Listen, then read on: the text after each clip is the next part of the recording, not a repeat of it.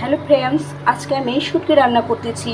তাই শুটকিগুলোকে আমি আগে পরিষ্কার করে পুড়ে নিয়েছি, আস্তায় পুড়ে নিয়েছি। এরপর ছোটো ছোটো করে কেটে গরম পানিতে অনেক সুন্দর করে পরিষ্কার করে ধুয়ে নিয়েছি হাত দিয়ে ডলে ডলে, যাতে মানে বালু বা ওই মাছের গায়ের আঁশ লেগে না থাকে।